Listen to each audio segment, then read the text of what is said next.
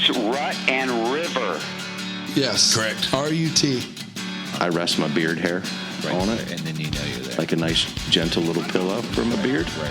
And then I'm all up in it. Oh. I'm like Kobe beef for sharks. Can I ask you, what made you guys call me up about, well, this? That's what tickles our fancy. Exactly. Okay. Thought the Rocky Mountains would be rockier. John Denver is not accurate. Man. A guy like you, who has absolutely no clue, and I can hear it in your voice, that, I mean, you're a blank canvas. I mean, I can just start with you like from scratch. You're going to tell me, a grown man, you're telling me what lure to use and how to fish? You guys didn't snap your whopper plopper off either, though. Sorry, I blew up over that. And we are back. You are listening to the Rut and River Pursuit Podcast. We are sitting around a sonic campfire. That's right. We are Reality Outdoor Radio, where our mission is to get you in the outdoors by connecting you with the people, skills, and products you can trust. You can trust them. Mm-hmm. I'm Ryan. Who do I got with me tonight? This is Dave. I'm Kyle. I'm Steve. And I'm Will. You know, guys, this is the part of the show where I usually say, hey, Bucky, why don't you tell us about this month's sponsor? But I'm going to change it up a little bit. What are you doing? It's going crazy Don't here. get crazy. Stevie. Yes, sir. Tell us about this month's sponsor. I'll tell you about this month's sponsor. This month's sponsor is Quest Hunt Co. The guys over at Quest Hunt Co. have developed the biggest and baddest whitetail deer tournament the hunting community has ever seen. Ooh. This tournament's currently in 7 states, and it's now coming to Pennsylvania. I love the Pennsylvanias. For whitetail hunters all across the state, here's how it works. Get yourself a partner. We set this up for 2-person teams. Got them. Once you're signed up, you'll be competing with everyone in your state. Your team is scored on the total gross inches of your 2 best combined bucks. Nice. The top 10 teams per state will receive prize packages totaling an excess of $50,000. Me and Deke are splitting a bunch of that. The tournament culminates with a postseason banquet where all prize-winning deer are officially scored. Right. And if that's not enough, Go on. amazing discounts from vendors across the board Nice. just for signing up and monthly giveaways. Get out of town. It's incredible. Sign up for this epic tournament. Get all the details by checking out questhuntco.com. That's questhuntco.com. Tell them Rut and River Pursuit sent you. Now, see, I don't know if you guys realize this, but that's changed up a little bit from recent times, No, I hasn't did. it? I realized it. Oh, yeah. That's because we're moving on, Deke. We're moving on from Do Big we Fish have Month. to? We do, Come unfortunately. on. Can we go back to Bald Eagle Month? I'll tell you what, those golden eagles sound pretty sweet, but not quite as sweet as the way I feel about this month's topic. We are in Archery Month, boys. Already? Come on. Already? What? Archery. I'll be honest with you. I'm in Archery Month pretty much year round, so I'm pretty amped up for this one. Right. Yeah. Oh, yeah. We got a whole month of it, and what better way, folks? What better way What'd you do? to kick off Archery Month than to head just a little bit west? Yeah. But we're still in Northwest. We're still in beautiful Pennsylvania. I'm glad you said something. You got to love this. Northwest Pennsylvania, to be precise. We've got a couple of the guys from the Whitetail Distraction Podcast on the line tonight. But Love the Whitetail Distraction Podcast. it's Love good distractions. stuff, bud. I'm telling you. We've got Charles Headland and Austin Schweitzer. You guys there? What's going on? What's up, fellas? Not too much, man. It's Archery Month, like you said. We are so ready. Yeah, we're on the cusp of archery. The weather's starting to feel pretty good a couple of times here in the morning. I'm getting the itch. Had the bow out. I actually just... Did you? Yeah, I just refletched a couple arrows here recently. No I got kidding. stuff ready now, boys. So, Charles, Austin, guys, give us a little bit of background here on Whitetail Distraction Podcast. What you guys got going on with that? 50,000-foot view. Sure, guys, no problem. So Austin and I, we kind of got into the podcast scene, and basically from listening to podcasts ourselves, we really like listening to podcasts, and we always talk hunting every time we get together. And the two of us met because of hunting itself, or Really? otherwise we'd never even know each other. yeah, if Austin hadn't hunted and knew a friend of mine that hunted and I hunted, there was like a weird connection there. But anyways, we're best friends now. So we kind of, it tends to do it, you know, it tends to do it. And we figured, you know, why don't we just do our own podcast? I was thinking it. Austin said it one day. I looked him in the eyes. I knew he meant it. So pure that's why we arrogance. jumped into it. But I mean, our podcast is based off of pretty much campfire style stories, a little bit of tactics. We love to have the Pennsylvania guys on our episodes. That's our bread and butter. Right. Local guys, people that listen to our show are local for the most part, the majority of them, so they can relate to the stories from other local guys. You know, so that's kind of where we base our core. But we also reach out to some big names and other guys that from listening to podcasts that we really, really love to talk to. You know, a guy like Clint Casper we just had on recently. Okay. And did a split 2-episode part with him. So nice. That guy is just across the border from us, and he is an ultimate killer. I mean, Very just a cool. full-on killer. Yeah. So, I mean, that's kind of where our background is on it.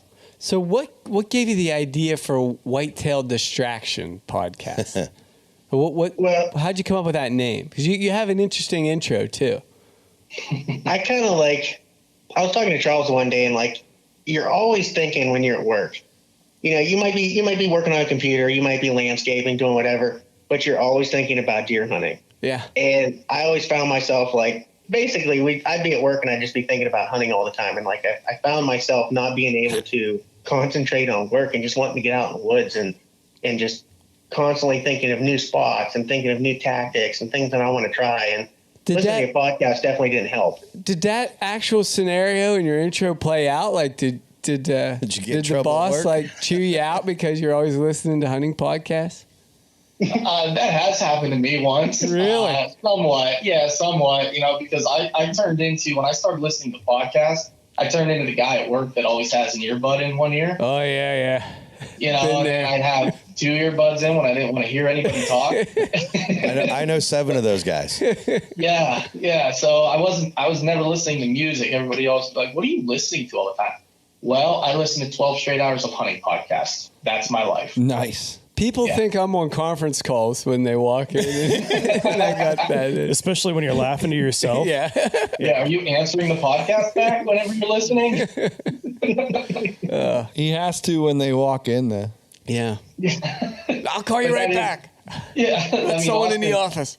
Austin covered it. I mean, I'm sure you guys have felt it. It's almost an inner drive, makes you, you know, I work in an office type scenario. So for me, I get this inner annoyance that I can't be inside anymore. I need to be out scouting. I need to be doing things. Oh, I yeah. need to be preparing for the season. And that's where the distraction name comes from. You know, that's where our idea for the intro came from. It was a real life type situation. I think, again, other guys can relate to. And that's why we went with it. Absolutely can relate to that. Yeah. And I think that is the case with all of our listeners, yours and ours, and that whether it's hunting or fishing or whatever outdoors, it is a huge distraction. But take us a little bit into your hunting experience and what got you started hunting. I know obviously you guys are big archery hunters, but how did that relationship with archery start? I started hunting well before I even had a hunting license. My grandfather would check take me your out regs. He was not participating in the hunt. Exactly. Okay. I was tagging along, you know. But just going out squirrel hunting or even going out deer hunting, and I absolutely loved it. I was infatuated with it. Like every other little boy in the world, your dad or your grandpa or somebody brings a deer home, you want to touch the eye and hold the rack and you know, poke it and all that fun stuff. And you know, I started doing that, and then I got my license and went out and started rifle hunting initially because that's Pennsylvania, you know. Oh yeah. And then there's no one really in my family that ever archery hunted. So that was kind of a learning experience on my own that I just kind of undertook. And, you know, I wasn't successful at all for the first 4 or 5 years. And then I shot a doe, and then I shot a buck. And then I started picking up more people, started helping me a little bit more, like my buddies' dads and, you know, people I worked with and whatnot. And then, I just turned into a freaking nut. Yeah, I guess similar of Austin, I grew up in the outdoors. My early ages, I was always out camping and outdoors and fishing, a lot of fishing when I was early, in my early ages before I could hunt. And then, right around 9 or 10, I would say, was when I first started really getting interested in hunting. Like, hey, where's Dad and my older brother's going? Why can't I go with them? Not understanding what really goes into all of that. When they were out there trying to struggle and go through the trials and tribulations of archery hunting with basic equipment. So when I became of age at 12 years old, rifle hunted, immediately, killed a couple doe, rifle hunted I've always rifle hunted, never missed a year, never missed an opening day. But at 14, my freshman year of high school, instead of playing football, I decided to golf. And if I could golf, I could archery hunt every day. Nice. Okay. I should have thought of that. That's the same reason I wouldn't let my son play football. I'm going to kill my guidance counselor. So everybody was very upset with me for not playing football, and that was probably the best year of my life throughout high school because I got to get into archery hunting. And when I started, it was all hand-me-down bows, things that didn't fit me. My first bow was probably a 28-inch draw, and I probably needed a 25-inch draw. It was just kind of what did we have in the house and what could you get started with and make it work. Yeah, you absolutely make it work. And the nice part about that is at 14, you get kind of upset with yourself, but you're learning the faults of bow hunting at a very, very early age when you don't really understand bow hunting. So getting the experience from my father, who's hunted since God knows when, and my older brother that was a big part of teaching me and learning from him and everything that he does, that was huge for me. I was able to kind of shrink that learning curve because I had someone to base it off of. I had someone to show me, take me through the woods, do the scouting, set up my stands for me, make me understand why I was doing what I was doing and being successful doing it. So you killed your first deer with the rifle, right? Correct. Did you get the same feeling killing the first deer with a bow? No. I mean, when I shot my first deer with a gun, I had missed 3 times that day, and I finally got it done. And don't get me wrong, I was ecstatic. I was pumped. I killed 2 deer on the first day of rifle season. What? Yeah. Lucky. That's right. Went up to Clear Creek State Park, just north of us here. Public land. Public land. Bless Clear your Creek heart. State Park. Went up, shot my first doe there, filled my doe tag. It was so dang cold that we packed everything up, went home. On the way home, we stopped on another piece of public just out past Slippery Rock. And I shot a deer within the first 5 minutes of walking in. We walked across the road. My 2 brothers went to the other side of the road. They jumped up a deer, ran across the road, and we heard the brakes lock up on a vehicle. And my dad immediately stopped me, him realizing what it was. Me had no clue. I had no idea what was going on. Sure enough, 2 doe walked right across the street, and I shot it dead, 125 yards offhand. My second deer ever. I was pumped. Yeah. It's kind of downhill from there. I don't know. But I mean, did you continue your success? I did. Yeah, I killed. Really? I killed 2 deer that year. I think I only had maybe 2 doe tags and a buck tag. So I filled both my doe tags. Killed a couple the next year, and then at 14. When I was archery hunting, I don't believe I killed anything at 14, but I think I got my first deer at 15 years old. And what's special about this is I killed my first deer with a bow on my girlfriend's property that I got permission to hunt. I scouted, picked my own spot, hunted there the first time with my climbing tree stand, picked out my own tree, and I killed a doe my first time ever. And that feeling outdid any feeling of any deer I've ever killed, probably. So wait a minute. You're able to date the dude's daughter at the age of 14. 15. 15. Yeah. Oh, no, we were dating at 14 also. I was going to say, we don't know how old she was. He said he was 15. Check your regs. And then you were able to work them over enough to let them to be able to hunt on their family property. Yeah, they didn't hunt, and they had like 130 acres. What? So, no one was using it. Man, I would date her too. So I hunted it for years. So what do you do? Sell stocks? You car salesman? You do, what? You're selling yachts now? What? I was in sales for a little bit, but now I'm in accounting. I'm in accounting right now. Gotcha. No, that's cool. That's an awesome opportunity. Yeah, and to have a start like that, obviously having your father, your older brother there as your mentors and stuff is super, super helpful. And I just want to point out, that's why it's so important if you have the opportunity to take some kids out hunting and teach them at that young age when everything is, they're like giant sponges, right? Yeah. So if you can do that, absolutely do it. But I'll say I'm a little bit like Austin in a way with picking up archery a little bit later in life, and it was all self-taught. Really? Yeah, man. I mean, there was no one in my family. I mean, I was learning from bare bones to nothing. I mean, I shot a bow from pretty young, but that was just shooting at a target because I was really interested in it. Right. Was that and Fred then I realized that you could actually hunt. What's that? I said, was that Fred Barebones? Fred Bear. I think it was like a little recurve bow. It wasn't even a compound. It was like a youth recurve. Yeah. Wow. Yeah, and it was just shooting a bale of hay, man. There wasn't even a target on it. It was just trying to hit the hay. Yeah, I think that we all had bows like that when we were younger that just barely penetrated a hay bale. Yeah, exactly. Sometimes they bounce back at you. Be careful. Be careful. You gotta watch those ones, man. They hit sideways. So, fellas, obviously, PA is a very diverse land set. Do you guys hunt mostly public land, mostly private land, a healthy mix of both? What do you guys typically hunt?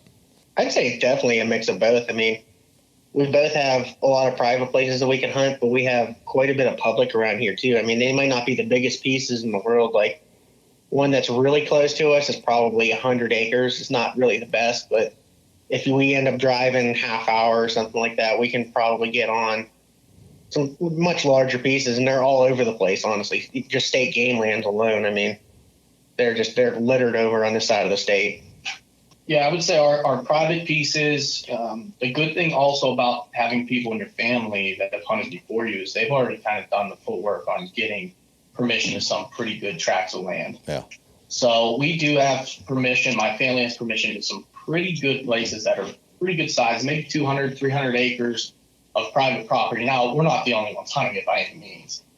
Private in PA is still public land. Let's not be cool. It's not that far off. There's access is access. Property. It's right. It's not posted. So for the most part, anybody walks on if they want to. So, but I mean, I also hunt a lot of public land. So for me, I would say it's probably in a typical year 50-50 because our camp in which we go up to every year is in the middle of the Allegheny National Forest. Okay. And it's all public land. It's game lands. It's just giant piece, 80,000 acres. Wow. Public land. It's huge. And we're smack dab right on the edge of it. And everything around us is also open to the public. So it's technically private land, but it's open to the public hunting. And then you have the Allegheny National Forest that borders it.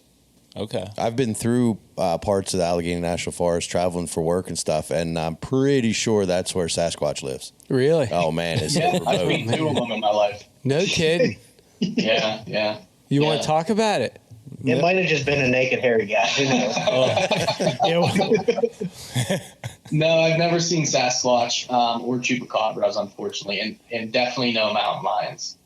Nittany lions? Yeah, no, that's you guys. We don't have Nittany lions. How about rattlesnakes?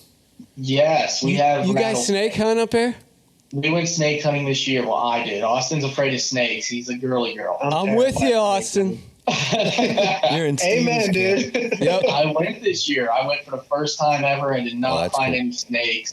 It was a terribly hot day, but I did find sheds, so I was pumped. Did you go with those Leatherwoods? The Leatherwood boys? I did not. They typically only go with family and very, very close friends. We had Royer on our episode, and he told us that he pretty much just goes with really close friends and family because he's limited to how many times he gets out. Yeah, so he's got some spots yeah, too. He knows a couple. Oh yeah, he won't give them up either. Not even off air. No, I know. We tried. I did too. So you mentioned it was a really hot day. Is that? I thought would have assumed that snakes would be hanging out on the rocks in a hot day. Am I way off there? The problem is they're cold-blooded animals, so they have to regulate their body temperature. So if it's really, really hot, they spend the majority of the time. They scrambled eggs. Yeah, so they spend the majority of the time under the rocks. And when they get their body temperature down, they'll come back up on the rocks, but only for a short period of time. So you have to hit it like perfect timing. They might only be up for 2 to 5 minutes on top of that rock. It just depends. So you just go digging around underneath rocks looking for rattlesnakes? Pretty much. I don't know, bud. My buddy Sam and I went out, and in the middle of it all, after we hiked, I don't know how many miles up some pretty sketchy hills and, rock cliffs and stuff that's you can just break an ankle at any minute. Yeah. And I look at them, we're sitting there after dying, and I'm looking at them and go, why would anybody do this? You're walking for miles up just unreal terrain. Mm-hmm. So look for an animal that is poisonous, that if it bites you, you will die before you get anywhere near a hospital. And we're doing it for fun. Yeah. Sounds good. Yes. Sign me up. Did you get the whole boots and chaps and tubes? We went cheap. Yeah. We went super cheap. We did have tubes. We had grabbers, and we had like some guards that went over your boots. All in, I was in for like $50 without the tag. Nice. Boom. Yeah. So let's get back to archery hunting. Please. Oh, sorry. Sorry for derailing Cut that all out. Yeah. No, that's good stuff. This isn't reptile month, Stevie. So there's never going to be reptile month. You don't know that. I know that. December's reptile month. Yeah. So Pennsylvania's archery season is right around the corner for us. What are you guys doing to prepare for the upcoming season? That's a good question, Dave. Ooh, best one coming out of left field with that one. Well, I had 10 minutes of reptile talk to think about it. You're welcome. I like the topic here, man. It's good. Honestly, like the biggest thing, I haven't had a whole lot of time lately to put out cameras and stuff, and that's not the biggest deal to me. I kind of like to be surprised anyway. But me too. Yeah, oh yeah. I mean, it's the best. I mean, you don't know what's coming in. You get excited every time you see a little tine coming around. I mean, it might be a little forky, but it might be a monster. You never know. Yeah, another guy. Might be Sasquatch. Yeah, I'd say for the most part right now, for us getting ready, we're really just shooting our bow a lot. Looking at maps, shooting our bow, kind of thinking out maybe a game plan of what time of year are we going to hit which piece of property, which one's good early. And we're using really a lot of data that we've collected over the years at these properties. So you guys keep log books, right? Yeah, I do. I have a hunting journal. Oh, wow. Nice. Mm-hmm. Yeah, I've been doing that for a long time. It's coming. Huge handy, man. Deke's looking for a new podcast to be on. Logbook Outdoors. Logbook Outdoors. I'm the only one around this table Logbook Distraction Outdoors Pursuits podcast. I'm glad to see fellow outdoorsmen who believe in this. I like it. I tried, man. I tried to start it. I did. I wrote down a lot of good stuff from our scouting trips last year and in the spring. And we do a lot of walking around and scouting, and that early spring, right before spring, right after winter, when it's nice, it's kind of dry out, it's cool. You can walk a long ways and you can see a lot of sign because a lot of the foliage is down. So we do a lot of that in early preparation. And then I'm actually going to go out a couple times here, probably within the next couple of weeks, and just walk some new properties that I have permission on, because I've never been there. But a lot of other places that we have permission, we've hunted for, 10 years. Some places I've hunted for 15 years now. So I got a pretty good idea, and I like to go in and just kind of scout my way in and kind of see what's hot and see if the same sign showing up that's showed up in years before, and I've had success. So what's you guys' philosophy for shooting your bow at the start of the season? Do you shoot, 100 arrows a night, or do you shoot 5 and call it a night? What do you do? How are you getting ready to make sure that you're on target, no pun intended, for next month? How could you not intend that? Pun intended. Pun intended. We usually start shooting pretty early because every year in, I think, June, we always have a 3D shoot that we always go to. It's for charity. It's called Camo Cares. It's awesome. They raise last year. I think they raised $120,000 or something like that at the single shoot that we went to. Wow. Is that the Wired Outdoors? Wired Outdoors, exactly. Yeah. It used to be. It used to be. They didn't do it this year. It's no longer affiliated, but Cal, he still is involved. He's still on the board. Sure. Right. Yeah, we do that. It's so much fun to go and do that. So we shoot early, and then I try and keep up from then on into season. It doesn't happen all the time, but I don't want to say I shoot 100 arrows a night. That doesn't happen. Sometimes I only have time for like 5 arrows, like a whole quiver full, and that's it. But I don't ever really shoot more than probably 30 or 40 a night. I don't really like to blow my arm out or anything like that. Yeah, I guess it really depends. Early on, I like to build the muscles back up. My bow's been sitting in the case all year. I like to build those muscles back up. Might turn the bow down a little bit just to kind of get started. Just like if you were going to go lift weights, which none of us here do that, right? So we don't understand, but somebody probably does. Yeah. You start with light weights and then you go a little heavier. I know, like Mikey Miller and Bo Martonic, like those guys, they like to hit the gym before they shoot. Yeah. Yeah, no, don't do that. Trust me, I've tried it. It's bad. Don't do like a shoulders day or something and then go try to shoot a bow. You're going to spray arrows, get just discouraged. Spray arrows. It stings. So let's talk distance real quick. If you only have time for a dozen or less shots, are you going to just set up at 20, or are you going to push yourself back at 30 or 40? If you know your pins are dialed in, what distance are you using for a short round? If I only have like 20 minutes, I'm probably starting at 60 yards. Oh, nice. And then working my way in, because those shorter shots get a little bit easier as you go. Mm-hmm. If I have more time than that and I'm not at my house, if I go to like my mom's house or I go to my dad's work or something like that, I can shoot 100 yards. Yeah, I don't know. Wow. I think if I have just... I wish I had a mom like that. Yeah, I don't have anywhere that I could probably stretch it at this point over 50 yards. So come shoot here, bro. Yeah, I don't really like Austin, guys. Let's be honest, okay? I just do a podcast with them. Yeah, We're familiar. Yeah, It's the least amount of time that you can spend with them, because if you're together too much, then you don't have a lot to talk about. We get less is more. Yeah. Less is more. So what's the advantage to? Because you're probably not going to take a 100-yard shot, right? I would never take a 100-yard shot at an animal. What's the advantage to practicing that far out?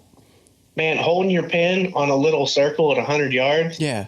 Go try it and tell me how you feel. Yeah, Stevie, go try And it. then go to 20 yards and tell me how you feel. That thing looks enormous at 20 yards.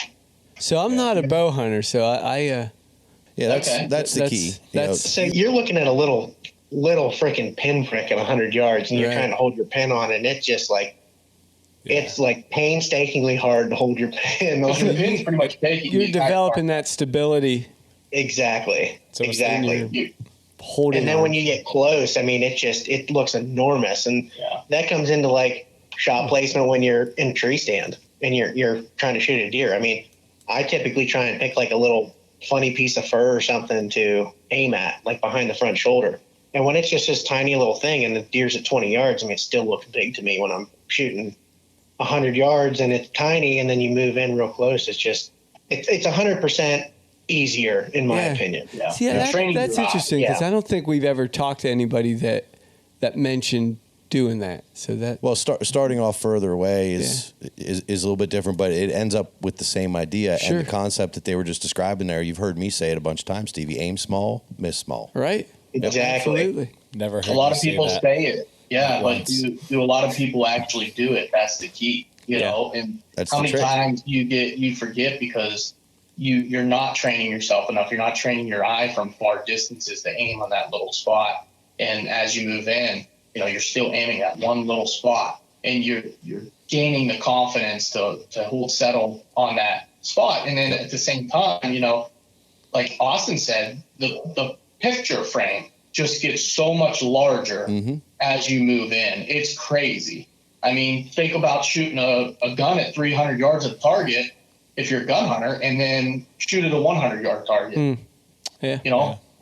It's training your eye to be ready for those little spots and aiming at a small point. Yeah, I don't think I have a stand set up, at least in the early part of the season, where I could even see 40 yards. But most of the shooting I do in the backyard's at 40. Kyle definitely started, please. I would agree. Early season, man, if I can get a 25-yard lane, I'm happy with it. 30, I am ecstatic. Me too, man. So my whole thing, typically, if I'm shooting with buddies, we'll start in, work our way all the way back, and then come back in. You know, maybe a group of 3 arrows or 2 arrows at each station, move back 10 yards at a time, and then come back in. Makes sense. Yeah. You know, you gain confidence, you get your muscles kind of loose and going from shorter distances, and then as you move back, you're training your eyesight, and then you're coming back forward. I got a guy this year. Our good buddy Andrew Spittle has some yardage that he can get us out to, and he says all the time, "Please come out and shoot."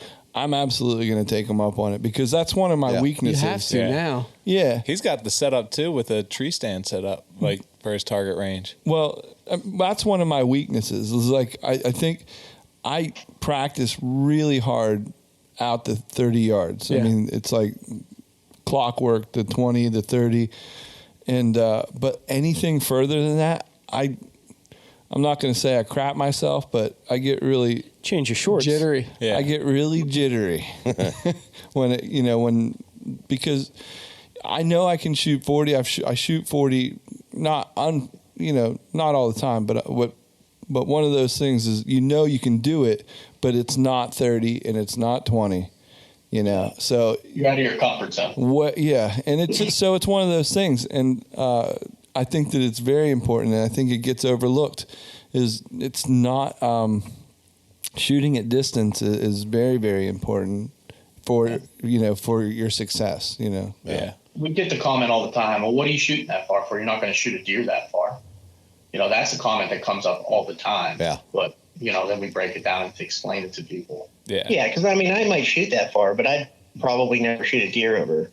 The farthest I would 100% shoot is probably 50, and that deer better be feeding and not know I'm there, not be spooked or anything. Yeah. If it's spooked or something, I'm not shooting over 25. It better be playing on its cell phone. Yeah. Exactly. in an open field.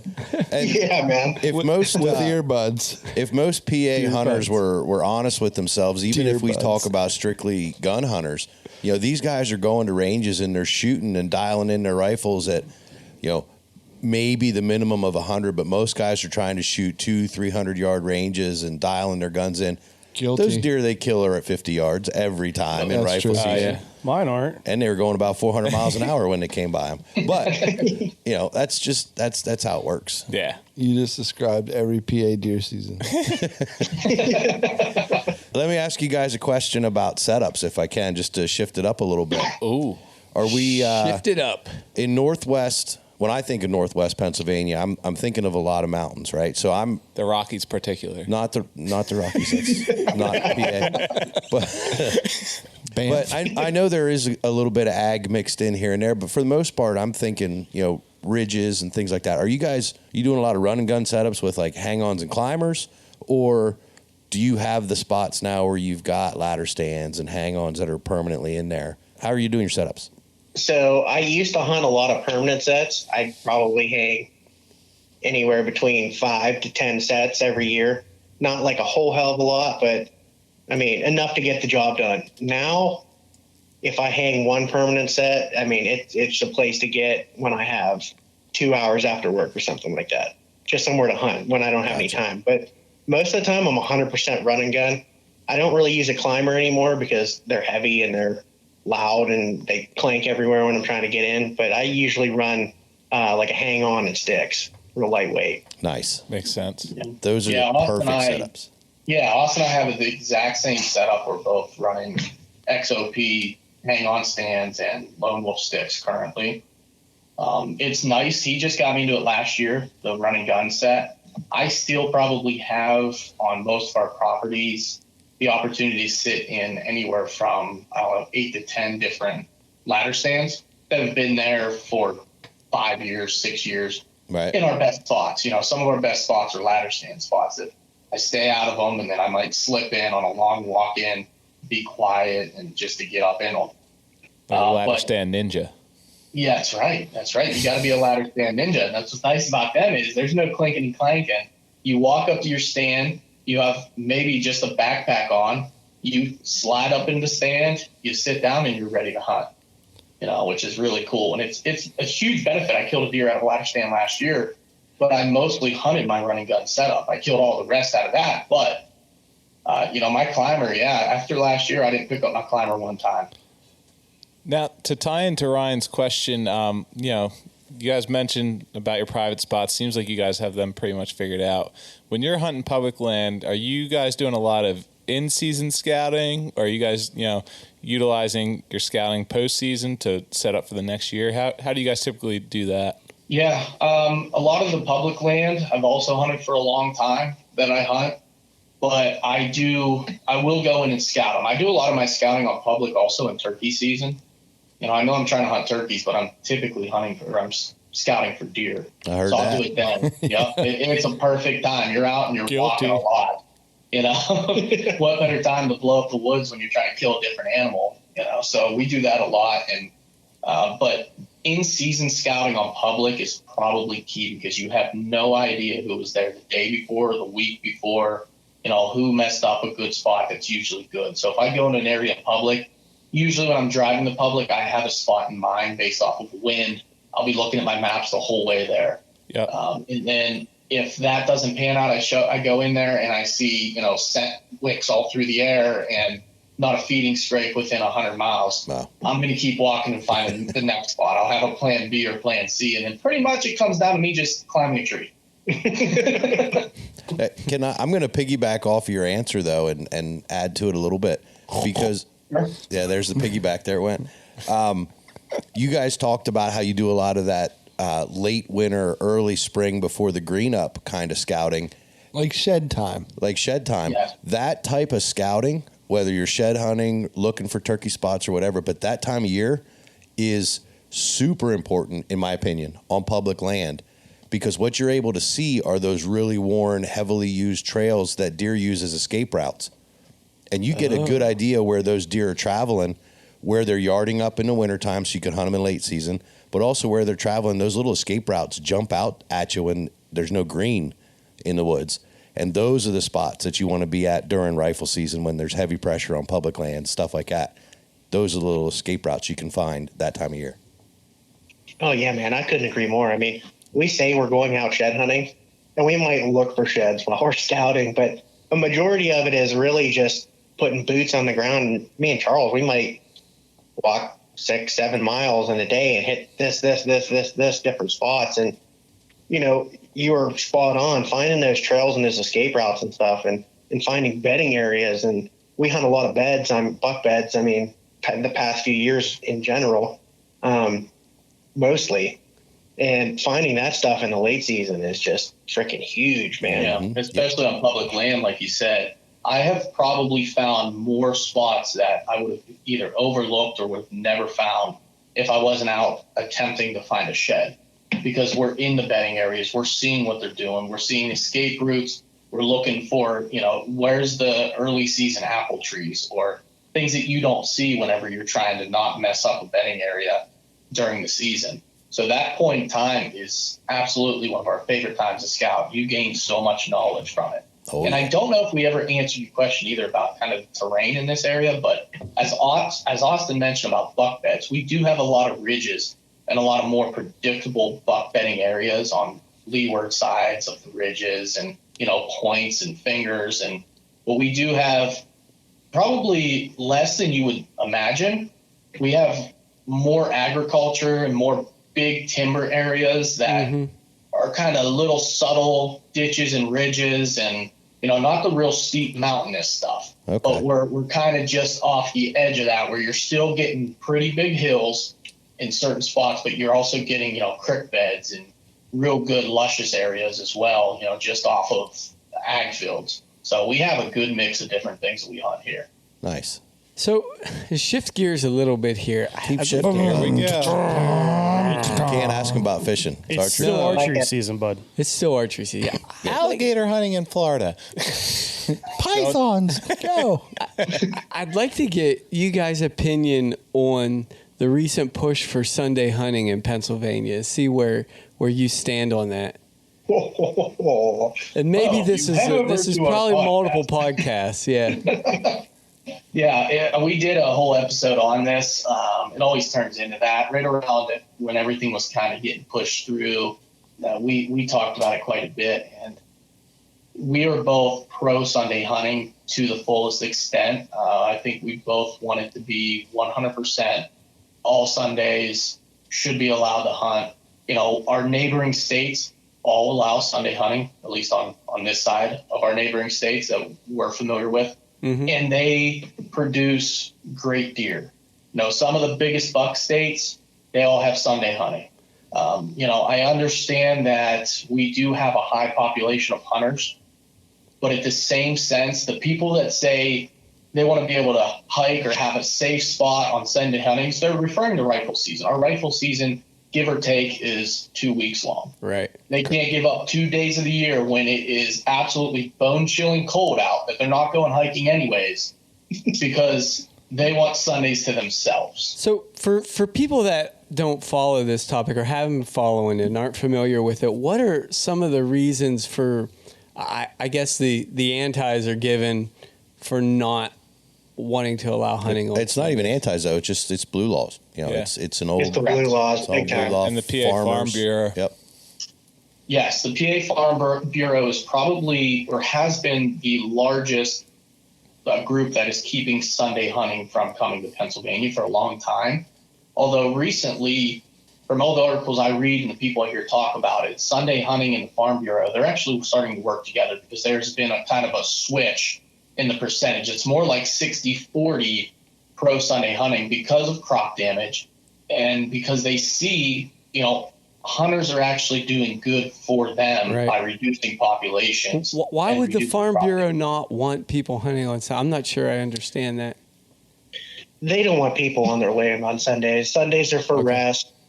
They want to not have to worry about people being on their land and getting hurt and everything that goes along with that. They don't want to have to deal with people knocking on their doors on Sundays to try and hunt while they're trying to have family dinner and all that fun stuff. Okay. Yeah. And this isn't a matter of the Game Commission saying Sunday's open. This is a law change, right, that has to happen? This is a law change. The Game Commission actually wants Sunday hunting. It would increase their budget. It would give them a lot more revenue to have more officers, which I'm all for. I love our Game Commission, honestly. I mean, they do great things, and I've only ever ran into one or two that were kind of turds to me. Honestly, they're usually pretty nice. Yeah, but I mean, another big thing for it is hunter recruitment. We talked about it earlier about getting youth involved in hunting. Big time. I think about when I was a kid and I was involved in sports, and I was involved in football season. Saturdays we practiced, so I always had a half a day, on a weekend to hunt. That was it. If I had Sunday when I was younger, now I grew up in it. I had a success, so my case is a little different. Today's world and the kids now, they want instant gratification. They want success when they go out, and they want more than a half a day to do it. If they go out for a half a day in rifle season on the first day and that's the only experience they get, you're really flirting with an edge of, is it going to be a really bad experience or a really good experience? Yep. And hunter recruitment and out-of-state license sales, it probably affects those two the most, in my opinion, because someone from out of state is not going to want to come in and do a long weekend. Say you live in Ohio, they're not going to want to do a long weekend here, if they feel their buck tag there, which is the same reason us living in Pennsylvania right near the Ohio line, we'll take a lot of our Sundays and we'll go hunt in Ohio. We buy an Ohio license for that purpose. I was going to ask that. Yeah, a lot of other states, especially on your side that don't allow Sunday hunting, they would come into Pennsylvania. We would gain so much revenue, which hopefully would go back into, obtaining more public land or planting crop fields on public land. That's where you want revenue to go to that we're missing out on because we're not allowed to hunt on give or take 8 days a year. And another thing to tie in with the youth hunters, it's affecting the recruitment, but also the retention standpoint, because a lot of these dads and parents that maybe they work on a Saturday or like you said they're attending their kids' sporting events. If they only have that one day out of the week, majority of the season to go hunting, 9 times out of 10 the guy's going to focus on his family commitments before he tries to go out into the woods. 100%, man. I couldn't agree with that any more than I do. I mean, that's 100% of the time. What do most kids play? they play soccer. Soccer, football. Yeah, they're soccer moms and football and baseball sometimes. I mean, there's some fall baseball, but typically not as much. Right. But, I mean, a lot of those are Saturday games even. Yep. Saturday mornings. A lot of kids. Saturday mornings, man. That's the best time to be in the woods. Think about the biggest crave right now. It's fall weddings. Oh. Fall weddings on Saturdays in Pennsylvania. A lot of kids didn't figure out golf like you did. Yes, they need that. If anybody can take anything from this, golf. I know. Hit the links. Yep, to archery hunting and having the most fun and living your best life. I can back up that wedding thing. I got one to go to like the second week in November. Really? You mean you have one to not go to? That doesn't make sense. No. Send a gift. I know. They won't notice you're I'll not go early there. October to your wedding on Saturday for a little bit, or after I'm done hunting. But November, no way. It's rough. Now, see, I'm guilty of being one of those people. My anniversary is October 16th. What the heck? Now, that all happened before I got into archery hunting. Like I said, I started You were it pretty bamboozled. late in life, but it actually works out to my advantage because my wife wants to get away every year for our anniversary, and we end up just going up to the cabin up near State College. You tell her, go ahead. I'm like, hey, meet you at the winery. That sounds made up, Brian. I think the past 2 years you've been out of state. Well, the last 2 years I was out of state, but that's for the most Nothing wrong with that either. Here or there. They hunt too. Nevertheless. No, you're right. My wife told me she wanted to have a fall wedding, and I told her, okay, listen, we will have your fall wedding, but let me tell you something. Unless that date falls on a Sunday, moving forward, I will be in the tree stand every single anniversary. Okay, we'll do ours in September. Perfect. There you go. That's a keeper. That's right. She's reasonable. Oh man, Understanding. this one's tough for me to even try to pump the brakes on, just because I'm just getting amped up for archery talk. This is a good show. But it's a great show. But we are at that point where we got to try to wind things around over to our Fast 5 segment. And I got a feeling we got two guests on this week. Fast 10. So we're doing a quick 10. The temperate 10. The temperate 10. Temperate Yes. I don't. Yeah, I could Tango? probably come up with something better. Yeah. But yeah, We're gonna do a question tango. Yeah, we've got a set of questions that we're going to ask, and I think what we could do is maybe mix it up. Charles, you can go first on the first question, and then just keep switching it up. Boy, this is going to get complicated. You know it is. You know We'll it keep is. you in line, boys. Don't worry. But we will try to maintain speed here. They're so let's professional podcasters. They can handle it. They got this. They got it. So again, we're going to start with Charles. Let's go with question number 1. What is one thing you cannot live without in the outdoors? One piece of gear. Anything. It's your call. It's your Could be world. food, beverage, equipment. Okay, one Honey thing I buns. can not live without.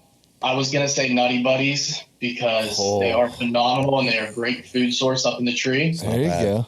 He eats them like a psychopath. Does he split them apart like Oreo cookies? Because that's just wrong. Layer by layer.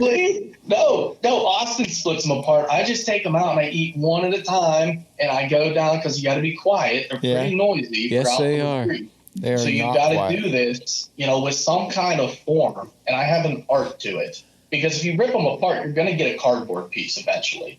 Okay, without peanut butter, and it's going to taste like absolute crap. He's not wrong. Right. Understand. You got to bite down. Been there. Yes. So Learned I that would say, lesson the hard way. Where do you get your Nutty Buddies? Sheets? It depends. I'm a big Walmart guy. We get a Walmart close, so I go in bulk. I buy the there big you go. 24 packs in bulk. Fancy. Nice. Yeah, it lasts me about 2 days in the woods. At the Walmarts. But 2 days. And 6,000 calories later.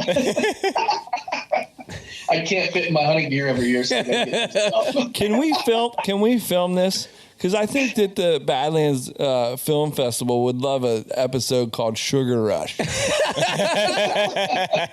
How to properly eat your tree stand snack. Oh, it's not a bad idea. I like it. We can make I'm this stay happen. down for that. Chuck, you didn't answer the question. It's not Nutty Buddies. No, it's not Nutty Buddies. To be honest with you, it's my phone. My phone, because I have Onyx running probably the entire time as I walk into my stand, as I'm preparing going to the location. I can't go in the outdoors without it. Nice. I got to play games on it whenever the deer aren't coming in, and I'm sitting there for the first 5 hours. I know nothing's going to move. Right. So, And you have that earbud in listening to Rut and River Pursuit podcast. It makes sense. It makes sense. Obviously. I have not gone that far yet because I do want to hear just in case. He doesn't want to laugh out loud. I get it. In the stand. Yeah. All right, let's keep the speed moving here. Austin, what's your answer? Copenhagen. Well, that was easy. That ain't a terrible answer either, although I'm a bit of a skull guy myself. Which, I don't know how you bring a whole city what with flavor? you. What flavor? Yeah. The pouches or the Long cut, short cut, wintergreen. Long cut, man. do they come in pouches? Oh boy. Anyway, Moving on. They do. Okay, question number 2. What is your favorite movie? Ooh. Probably Saving Private Ryan. Are you kidding me? Did we just become best friends? Let's go. That was my answer. This is adorable. Really? Can we Saving allow? Private Ryan, first movie came to my mind. Can we have two of the same? I Do we guess. allow that? this is the fast There's five. no wrong really? answer. Saving Yeah, Ryan's I the watched so many privates. movies, Might as that was well- hard for me. Yeah, Well, I'll let Chuck have it. I'll just say Step Brothers. There we go. Okay. There you go. All right. very cool. What is one thing that you guys do daily to prepare for your outdoor lifestyle? Eat honey buns and or Nutty Buddies? Nutty buddy. Eat Nutty Buddies and chew Copenhagen. While watching Saving Private Ryan. Yeah. You think we were going to say Jim? Going to the gym with Yeah. bows. No, that doesn't happen. The one thing I probably do daily is never stop thinking of deer hunting. Always thinking about what happened, past scenarios, playing them out in my head, seeing what happened, what went wrong, and figuring them out. So the other part of it, I guess, I don't want to take your answer, Austin, so I'll leave it. Never mind. That's my answer. It's a whitetail distraction. Truly. That's right. It is truly the whitetail distraction life. All right, Austin, you're up. I'd kind of break off of Charles, honestly. I'm constantly thinking of different places that I can go, different spots where I can ask permission, where I can go that's public. I look at Onyx maps before I go to sleep, like every night, honestly. I'm constantly on there. If you looked at if you zoomed out on my state of Pennsylvania Onyx, you'd think I'm freaking crazy, man. Really? There's pins all over the Little place. pins all over the place. I left it wide open. I thought you were going to say listen to podcasts. That's why I didn't go to that part. I do that too. We but got another question later on that might. Do you might hunt? be able to use that for. Do you hunt a lot of out Ohio, or is it mostly PA? This I is would the fast say five. 95% is PA, and the other 5% might be Ohio. And I go to Ohio trip every year out of state. We hunt for 10 straight days in southern Ohio. Ooh. And then, if we can jump over on a Sunday as well. I mean, so let's if I really wanted to do the math, it's pretty much almost maybe 2 or 3 Sundays a year, and then the 10 days that I go out of state. yeah, mine are all Sundays. Gotcha. Cool. That ain't a bad deal. That was a Lucky. bonus question. Yeah. All right, Austin. Question number 4. We'll let you go first this time. What's on your bucket list? As far as a hunt, Anything. What? This, bro. Grab a bucket man. list and answer that. Outdoor snack, hunt. I'd say like an Whatever. Alaskan moose with a bow. Going out there for like 15 days and do like a float trip or something like that and trying to kill a moose with my bow, that would be bad. Where was that at? Sorry. Oh, look at That us. would be so cool. That'll sound Sound great. like you're beatboxing over there. Well, you guys made that one tough. But no, I really want to see the West. I want to get out. I've never been farther west than Illinois. I want to see the West. I want to see maybe the Badlands or Yellowstone. And I also want to hunt elk out there one day, maybe not too far from now, maybe in 2 or 3 years. Within 5 years, I'd like to fill a bucket list item hunting elk in the West. Sure. Yeah. Maybe It'd be like Idaho or the Wyoming. East meeting the West. That would be cool. Those That's are a both. great name. Those are both guys should two very trademark it. doable bucket list hunts. I think so. Yeah. Yeah. Somebody should start a podcast on that. That would be Absolutely. Also doable. very cool. I'll Will- start working out. We'll round this out. Guys, this is fun. And I just want to know, in general, what makes you happy? Like what trips your triggers? Question number 5. I'm first. I'm Yeah, sorry. keep it. Yeah, what makes me happy? The only thing that makes me happy in life is, I'd say, 6 weeks of archery season in Pennsylvania. Ooh, it's too cool. Oh, damn. Guess he's not going to share this one with his wife. Yeah, don't listen to that. She doesn't even listen to ours anymore. I heard that. Yeah, you can preach there. Yeah, mine doesn't either. None of them do. I think Leanna does, but I'm not. I'm the Sunday exception. morning Yeah. brunch, Yeah, right? That's right. Yeah. Austin, what makes you happy? I'd say probably a beach, a beer, and the wife. Hanging out, just relaxing, not having to do anything, no work, the phone's not ringing. Take it easy, Pander Bear. We gave him his answer. Yeah. There we go. That's cool. Playing it safe. Do you fish when you're at the beach? Oh man, I wish if it wasn't so freaking expensive. Yeah, I hear that.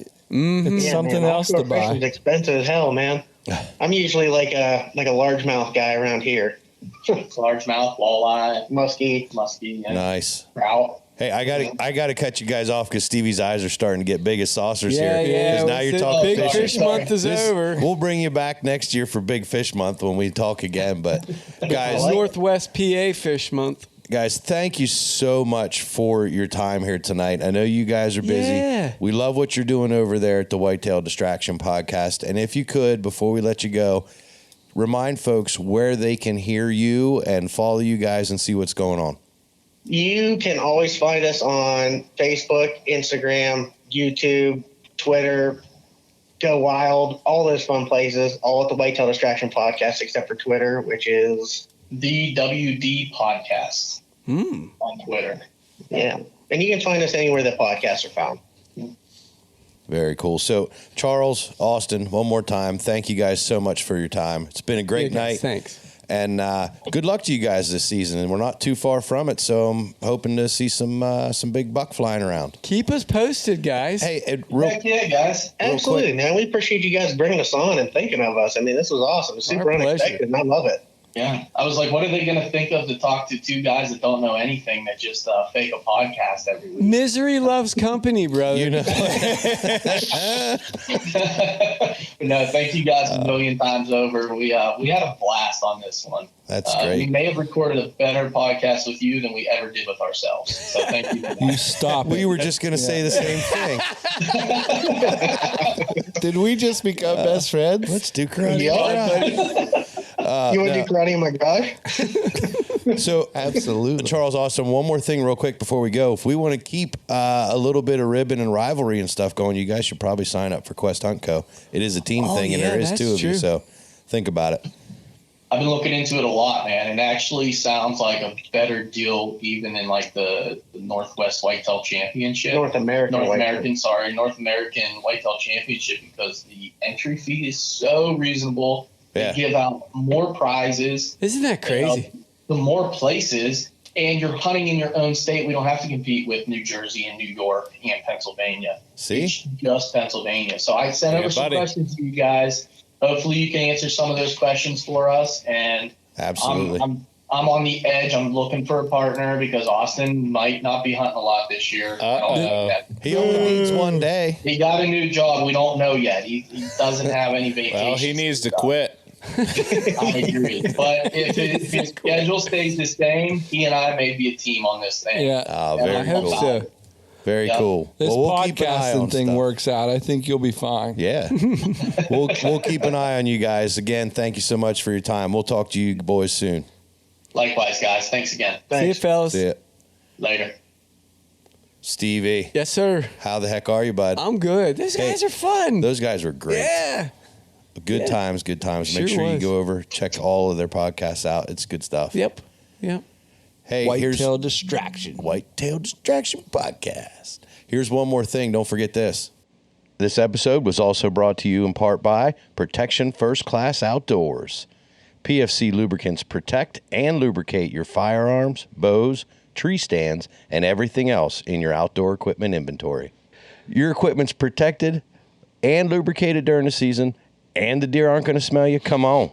You know you need to get some. Head on over and check out everything they've got going on over at pfcoutdoors.com. Love it, love it, love it. Stevie. Yes, sir. Where can folks find us? Hey, anyone can find us over at RuttenRiverPursuits.com, Instagram, Facebook, Twitter. Just search for Rutten River Pursuits Podcast. Check out them YouTubes. Check out the YouTubes. Oh, yeah. Rutten River Pursuits Podcast. Download the podcast on Apple Podcasts, Spotify, and the iHeartRadio. iHeartRadio. And anywhere else podcasts are found. Good stuff. Let's keep this archery month Great show, moving. boys. I can't wait to talk more archery next week. Oh, yeah. Keep the good arrows stuff. flinging. Bless your heart. See y'all. See ya. Bring 'em weightless.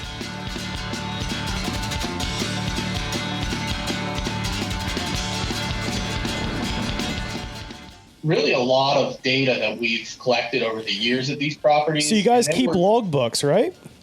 Yeah, I do. I have a Austin hunting journal. does. Oh, Big wow. time. Nice. Mhm.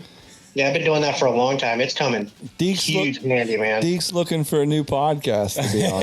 The Logbook Outdoors. Logbook Outdoors. I'm the only one around this table Logbook that Distraction Outdoors Pursuits Podcast. I'm glad Yeah, to see we're fellow all cool. outdoorsmen who believe in this.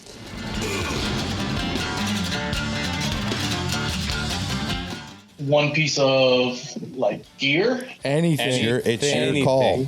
It's your Could be world. food, beverage, equipment. Okay, one Honey thing I buns. can not live without. I was gonna say Nutty Buddies because they are phenomenal and they are a great food source up in the tree. There you go. He eats them like a psychopath. dude.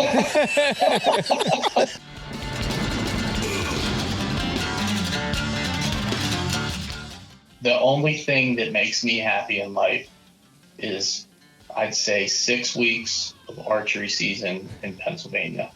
It's too cool. Oh, damn. Guess he's not going to share this one with his wife. Yeah, don't let her listen to that. She doesn't even listen to ours anymore. I heard that. Yeah, you can preach there. Yeah, mine doesn't either. None of them do.